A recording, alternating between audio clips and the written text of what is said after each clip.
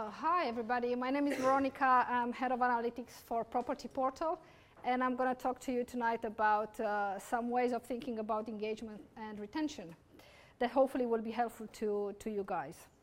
I will start with the question, why am I talking to you about retention? Well, it turns out a consultancy ran a study, and they found out that it costs 5 times more to acquire a customer versus retaining an existing one.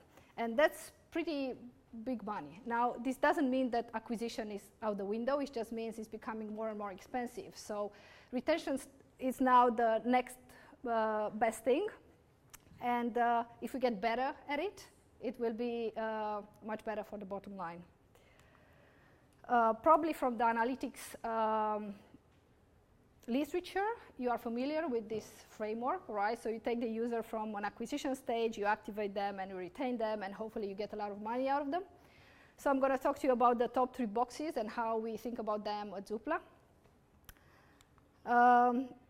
Using that framework, this is quite interesting and useful, right? So you find some information about how marketing channels are performing.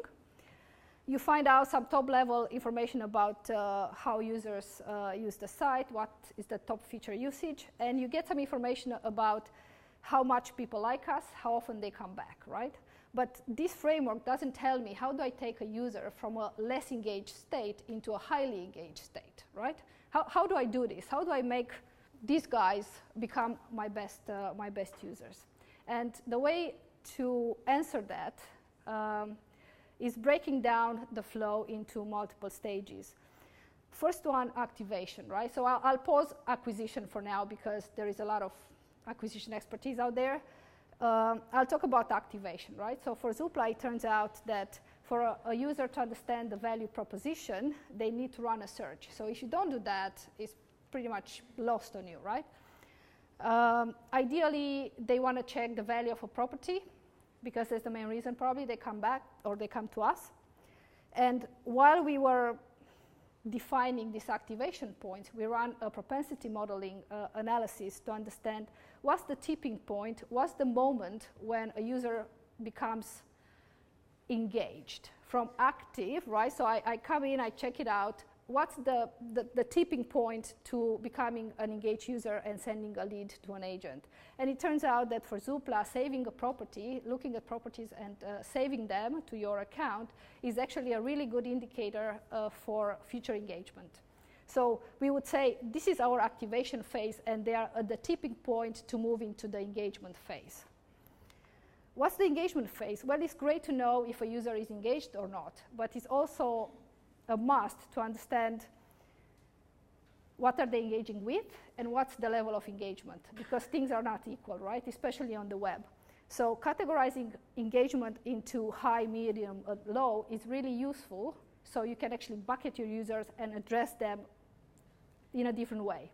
For Zoopla, a highly engaged user, we would say, is somebody who looks at the property page, checks the map, checks the mortgage calculator, checks the floor plan of a property. So these are really, really good signals telling us this is a person that's really interested and has high intent. So after they engage with the site, it's all good. But what happens to the people who use the site and then take a break?